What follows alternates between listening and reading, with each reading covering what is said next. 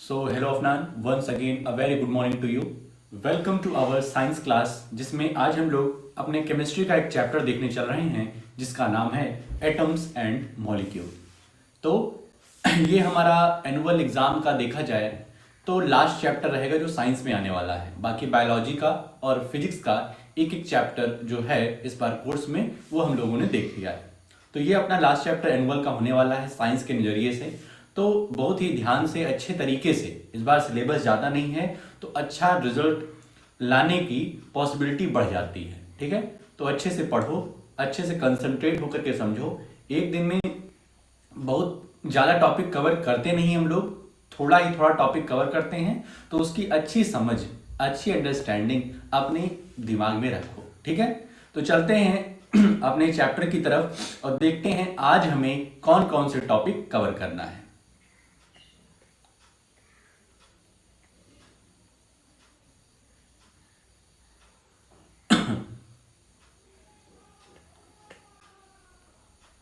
Chapter 3 atoms and molecule. ठीक है, इसमें देखा जाए तो मेन हमारे 5 टॉपिक्स हैं। ठीक है, यहाँ पर तुमको 5 टॉपिक दिख रहे होंगे। पहला है लॉ ऑफ केमिकल कॉम्बिनेशन। दूसरा है व्हाट इज एन एटम। तीसरा पड़ेगा व्हाट इज मॉलिक्यूल। चौथा राइटिंग केमिकल फॉर्मूला, जिसमें हम लोग केमिकल फॉर्मूला लिखना सीखेंगे।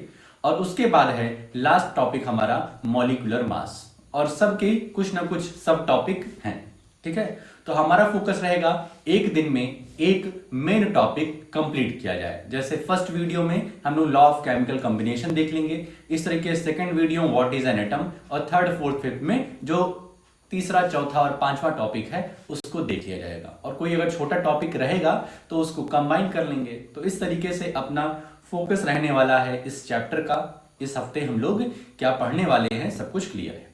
ठीक है, आज हम लोग देखेंगे लॉ ऑफ केमिकल कॉम्बिनेशन में ये जो 2 सब टॉपिक हैं, law of conservation of mass क्या होता है और लॉ ऑफ कांस्टेंट प्रोपोर्शंस क्या होते हैं। ठीक है, तो ये देखने चल रहे हैं। ठीक है, अब सीधे तौर पे आ जाते हैं अपनी एनसीईआरटी पर।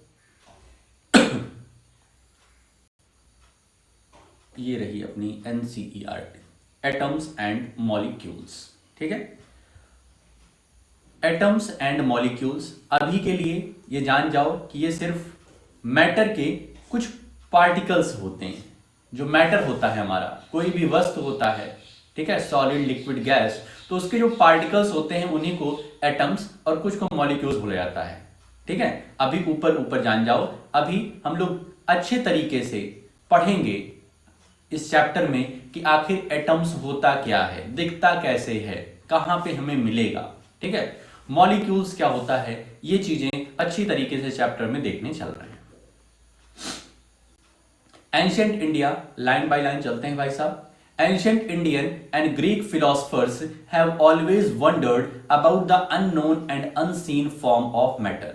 कह रहे हैं जो इंडियन के फिलोसफर रहे हैं और जो ग्रीक के फिलोसफर रहे हैं, दोनों ही बहुत ही इच्छुक रहे हैं, बहुत ही वंडर्ड रहे हैं, बहुत ही मतलब जिज्ञासुक रहे हैं, जानना चाहते हैं कि जो अनसीन फॉर्म ऑफ मैटर है, मतलब हमें मैटर दिखाई तो देता है, जैसे सॉलिड है, ये सॉलिड मैटर से बना हुआ है, लेकिन इसके अंदर कौन कौन से पार्टिकल मौजूद हैं उसके बारे में जानने के लिए इंडियन फिलोसफर और ग्रीक फिलोसफर बहुत जिज्ञासुक थे। The idea of divisibility of matter was considered long back in India around 500 BC। 500 before Christ की बात कर रहे हैं कि इंडिया में आइडिया ऑफ डिविजिबिलिटी, ठीक है, विभाजन का जो एक आइडिया है। ठीक है, जैसे हम लोगों ने जब एक केमिस्ट्री का ही जब फर्स्ट चैप्टर हम लोगों ने देखा था तो उसमें हम लोगों ने एक प्रैक्टिकल किया था कि एक बीकर में हमने कुछ मैटर डाला था उसमें, और देख रहे थे बहुत छोटा सा पाउडर का एक टुकड़ा था जो कि पूरे के पूरे हमारे बीकर के वाटर को ब्लू कर दे रहा था। देख रहे थे, तो इसका मतलब एक छोटे पार्टिकल में भी इतनी क्षमता रहती है कि पूरे के पूरे बीकर को ब्लू कर दे। तो इससे क्या क्लियर होता है कि जो भी मैटर हम देख रहे हैं उसके बहुत छोटे छोटे भी पार्टिकल्स होते हैं। उसी को डिविजिबिलिटी, आइडिया ऑफ डिविजिबिलिटी कह रहे हैं। An Indian philosopher, Maharshi Kanad, postulated that if we go on dividing matter, we shall get smaller and smaller particles. Ultimately, a stage will come when we shall come across the smallest particle beyond which further division will not be possible. He named these particles परमाणु. तो महर्षि कनाद की बात कर रहे हैं कि महर्षि कनाद ने क्या पॉस्टुलेट दिया हम लोगों को कि हम किसी भी मैटर को क्या करते हैं, छोटे छोटे पार्टिकल्स में डिवाइड कर सकते हैं, और उस मैटर को जब हम डिवीजन उसका कर रहे हैं तो एक स्टेज ऐसी आती है, हमें एक स्टेज ऐसी मिलती है कि हमारा पार्टिकल और डिवाइड नहीं हो सकता है. जैसे एक कागज तुम लो, एक कागज लो, उसको क्या करना शुरू करो, फाड़ना शुरू करो. ठीक है, उसको फाड़ते फाड़ते छोटे छोटे पार्टिकल्स में तुम डिवाइड करोगे. एक स्टेज आएगी कि अब उससे छोटा पार्टिकल नहीं हो सकता. तो उसी को महर्षि कनाद क्या कह रहे हैं कि भाई साहब, अब जो तुम्हें मिल रहा है, जिसको तुम और डिवाइड नहीं कर सकते हो, उसी को परमाणु कह रहे हैं. उसी को क्या कह रहे हैं, परमाणु. Another Indian philosopher, Pakudha Katyama elaborated this doctrine and said that these particles normally exist in a combined form which gives us various form of matter. अब जो हमारे पाकुधा कात्यामा हैं, एक दूसरे इंडियन फिलोसोफर, ये कह रहे हैं कि ये जो परमाणु हमें मिले हैं, एक ऐसा पार्टिकल जिसका और डिवीजन नहीं किया जा सकता है, यही मिल करके क्या बनाते हैं, यही छोटे छोटे छोटे छोटे परमाणु मिल करके हमारे मैटर को बनाते हैं. ठीक है, इतनी बात क्लियर हो गई कि महर्षि कनाद का क्या कहना था और हमारे ये पाकुधा कात्यामा का क्या कहना था. महर्षि कनाद का कहना था कि आप मैटर को एक छोटे से छोटे पार्टिकल में क्या कर सकते हो, डिवीजन कर सकते हो, और आपको एक ऐसी स्टेज पे पहुंचोगे कि उस पार्टिकल को और छोटा नहीं कर सकते हो, तो वो जो पार्टिकल है उसी को परमाणु कहते हैं. और पाकुधा कात्यामा का कहना था कि यही जो परमाणु हैं, यही एक दूसरे से मिलकर के, कई सारे परमाणु मिलकर के पूरे के पूरे हमारे मैटर को बना देते हैं. Around the same era, ancient Greek philosopher Democritus and Leucippus suggested that if you go on dividing matter, a stage will come when particles obtained cannot be derived further. Democritus called these indivisible particle atoms, meaning indivisible. ठीक है, अब same era में, मतलब India में ये सब कहानी चल रही थी. ठीक है, महर्षि कनाद की और ये पाकुधा कात्यामा की, ये अपनी कहानी बता रहे थे. तो इसी समय ग्रीक फिलोसोफर भी अपना काम कर रहे थे. ग्रीक फिलोसोफर में डेमोक्रिटस और ल्यूसिपस हैं. तो ये भी उसी थ्योरी को बता रहे हैं कि आप किसी मैटर को कई सारे उसका डिवीजन कर सकते हैं, और एक स्टेज ऐसी मिलेगी जब उस पार्टिकल को और डिवाइड नहीं कर सकेंगे, उसी को एटम हम बोलेंगे. ग्रीक वाले एटम बोलेंगे और इंडियन वाले परमाणु बोल रहे हैं. बाकी थ्योरी इनकी सेम ही है. ठीक है, यहां एटम्स लिखा है, मीनिंग इनडिविजिबल, मतलब एक ऐसी स्टेट मिल जाएगी जहां से और डिवीजन करना इम्पॉसिबल है. All this was based on philosophical consideration and not much experimental work to validate these ideas could be done till the 18th century. लेकिन ये लोग सिर्फ थ्योरेटिकल बेस पर अपने कॉन्सेप्ट दे रहे थे, कोई भी एक्सपेरिमेंट वर्क नहीं किया गया था 18th सेंचुरी आने तक. ये सिर्फ एक मनगढ़ंत कहानी ये लोग सुनाए थे. ठीक है, कोई मतलब प्रूफ नहीं था. By the end of 18th century, scientists recognized the difference between elements and compounds and naturally became interested in finding out how and why elements combine and what happens when they combine. 18th century खत्म होते होते बहुत ज़्यादा science के development होने लगे थे all over the world, और साइंटिस्ट ने रिकॉग्नाइज किया कि एलिमेंट और कंपाउंड में डिफरेंस क्या है, एलिमेंट और कंपाउंड में डिफरेंस क्या है, और ये किस तरीके से एलिमेंट कंबाइन होकर के कंपाउंड बनाते हैं, और जब कंबाइन होते हैं तो कौन कौन से उसमें रिएक्शंस वगैरह होती हैं, क्या क्या होता है, ये सारी चीजें फाइंड आउट की. Antoine L Lavoisier laid the foundation of chemical sciences by establishing two important laws of chemical combination. अब एंटोइने एल लेवाइसर ने लॉ ऑफ केमिकल कॉम्बिनेशन के दो इंपॉर्टेंट लॉज यहां पर दिए हैं। पहला क्या है, लॉज ऑफ केमिकल कॉम्बिनेशन, और दूसरा हमारा रहेगा लॉ ऑफ कांस्टेंट, नहीं, लॉ ऑफ केमिकल कॉम्बिनेशन का एक पार्ट रहेगा law of conservation of mass, ये पहला इनकी प्रॉपर्टी है, और दूसरी रहेगी लॉ ऑफ कांस्टेंट प्रोपोर्शन। ठीक है, तो एंटोine एल लवॉइसियर ने जो law of combination, law of chemical combination दिया है, तो उसके दो इंपॉर्टेंट लॉज आज हम लोग डिस्कस करने चल रहे हैं। The following two ways of chemical combination were established after much experimentation by Lavoisier and Joseph L. Proust। तो ये लवॉइसर थे प्लस इनके एक मतलब मित्र थे जो साथ में काम करते थे, ये भी साइंटिस्ट थे, जोसेफ एल प्राउस्ट करके। तो इन दोनों ने मिल करके एक्सपेरिमेंट किया। पहला आता है law of conservation of mass. मतलब समझ रहे हो कि अभी तक जितनी बात हुई महर्षि कनाद की, पाकुदा कत्यामा की, ये जो ग्रीक फिलोसफर थे डेमोक्रिटस और लेउसिपस, ये सिर्फ थ्योरी दिए थे। ठीक है, अब थ्योरी कितनी सही है कितनी गलत ये उस समय नहीं पता चल पाया क्योंकि एक्सपेरिमेंट हुए नहीं, ये सिर्फ अपनी एक स्टोरी दे दी। ठीक है, अब यहां पर एक्सपेरिमेंट हो रहा है, तो अब यहां पे दूध का दूध पानी का पानी होगा। Is there a change in mass when a chemical reaction takes place. कह रहे हैं जब केमिकल रिएक्शन होता है तो क्या मास में चेंज होता है या फिर नहीं। यदि केमिकल रिएक्शन होता है तो मास में चेंज होगा कि नहीं होगा। मतलब समझ रहे हैं, law of conservation of mass, इसमें ये हम प्रूफ करने की कोशिश करेंगे कि केमिकल रिएक्शन से पहले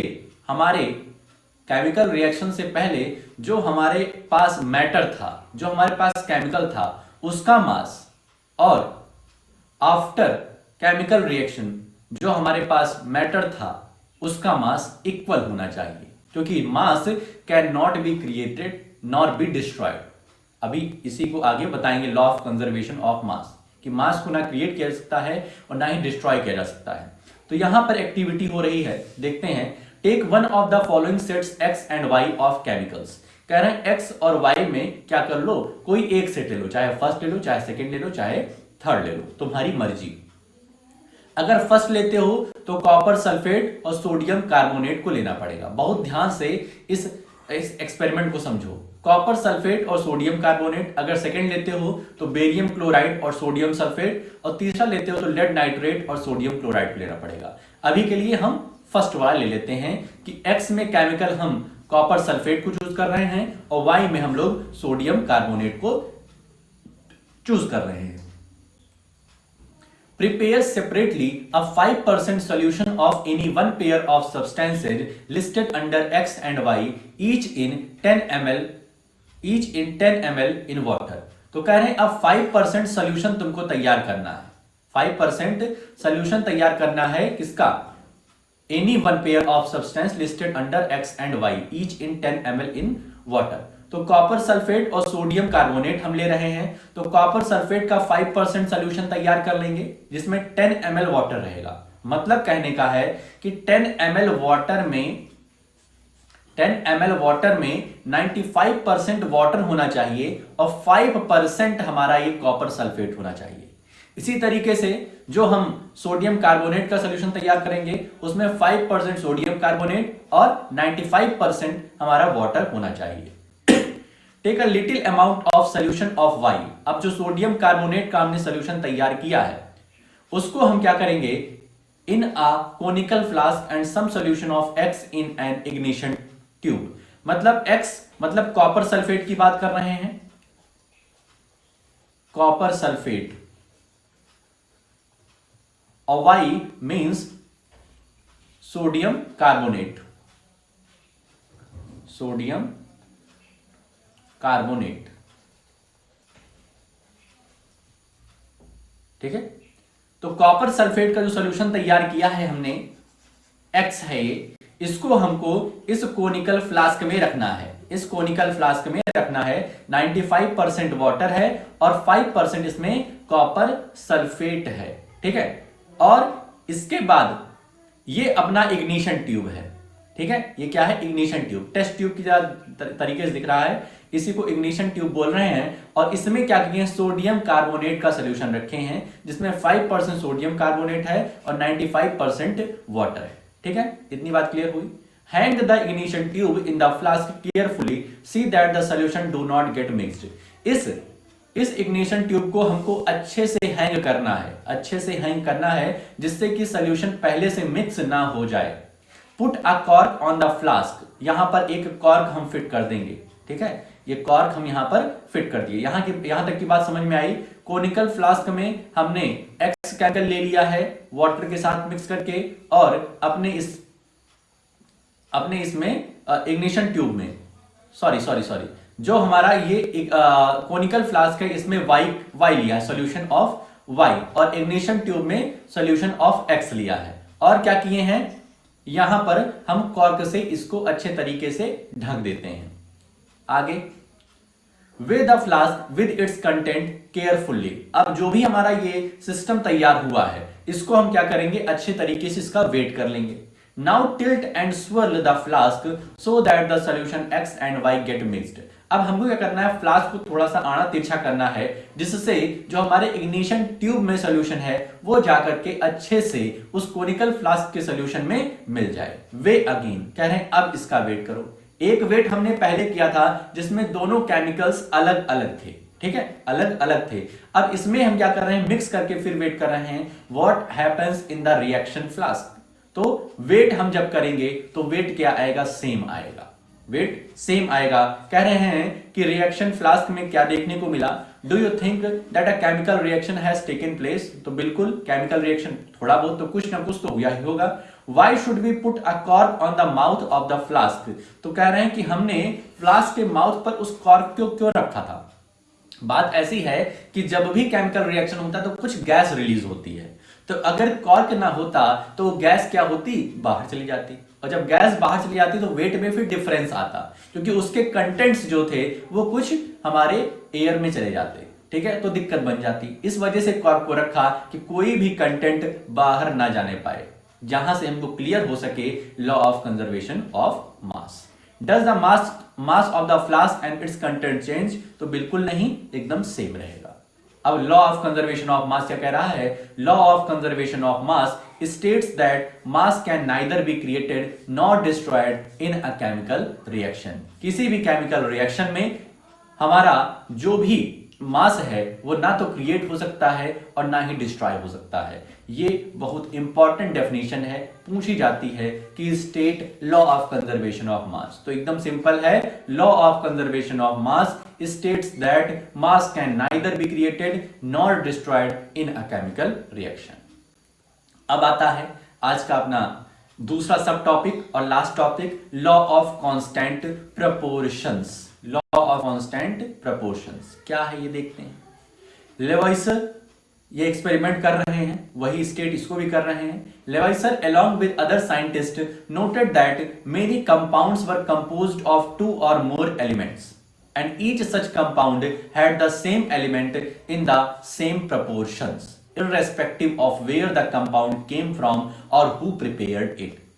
बात कर रहे हैं लेवाइसर ये अपने कुछ यार दोस्त के साथ, कुछ साइंटिस्ट के साथ एक्सपेरिमेंट कर रहे हैं और ये कह रहे हैं जो कंपाउंड्स होते हैं, देखो कंपाउंड क्या होता है ये बात समझ लो। कंपाउंड मतलब होता है कि उसमें कई सारे एलिमेंट मिले हुए हैं। एलिमेंट मतलब अखंड सिंगल, और कंपाउंड मतलब जब ये सिंगल मिल करके एक चीज बना दे, एक साथ रहे तब हम उनको कंपाउंड बोल देंगे। एलिमेंट मतलब सिंगल, और जब ये लोग साथ में रहते हैं तब रहेगा क्या? कंपाउंड। समझ रहे हो? तो ये कह रहे हैं, ये स्टेट कर रहे हैं कि each compound had the same element in the same proportion. कह रहे हैं उस कंपाउंड को तुम कहीं से भी उठा लो, मान लो कंपाउंड ए है, कंपाउंड ए है इसका नाम, और ये कंपाउंड ए इंडिया में है, कंपाउंड ए इंडिया के किसी रिवर में है, और यही कंपाउंड ए अमेरिका के किसी गटर में है, अमेरिका के किसी गटर में है, ठीक है। कंपाउंड है, कंपाउंड मतलब एक से ज्यादा लोग होंगे। तो कह रहे हैं इंडिया के रिवर में जो एक कंपाउंड ए पाया जा रहा है, जो उसके हमारे एलिमेंट्स हैं वो सेम प्रोपोर्शन में रहेंगे जो इस गटर में पाया जा रहा है। ठीक है, मतलब कंपाउंड अगर सेम कंपाउंड है तो उसके अंदर जो एलिमेंट हैं वो भी सेम प्रोपोर्शन में पाए जाएंगे, सेम प्रोपोर्शन में पाए जाएंगे। ठीक है, आई होप क्लियर होगा। In a compound such as water, अब यहां देखो वाटर का एग्जांपल ले रहे हैं। In a compound such as water the ratio of the mass of the hydrogen to the mass of oxygen is always 1:8 whatever the source of water. कह रहे हैं यदि वाटर की बात करें तो वाटर क्या होता है, वाटर का फॉर्मूला होता है H2O। H2O कह रहे हैं इसका मास हमेशा किस प्रोपोर्शन में रहेगा, 1:8। मतलब कि 9 ग्राम ऑफ वाटर, यदि वाटर 9 ग्राम का है, टोटल वाटर हमारे 9 ग्राम का है, तो उसमें 1 ग्राम हाइड्रोजन रहेगा और 8 ग्राम ऑक्सीजन रहेगा। अब चाहे ये वाटर गटर से आ रहा है, चाहे ये वाटर रिवर से आ रहा है, चाहे ये वाटर जो तुम पी रहे हो, नहा रहे हो, खा रहे हो, जो भी वाटर है उसमें इसी प्रपोर्शन में इसके हाइड्रोजन और ऑक्सीजन के एलिमेंट रहेंगे। यही है लॉ ऑफ कांस्टेंट प्रोपोर्शन, कि कोई अगर सेम कंपाउंड है उसके अंदर पाया जाने वाला एलिमेंट हमेशा सेम प्रोपोर्शन में रहता है, उसका प्रोपोर्शन कभी भी डिफर नहीं होगा। Similarly in ammonia nitrogen and hydrogen, अब अमोनिया का फॉर्मूला होता है NH3 अमोनिया।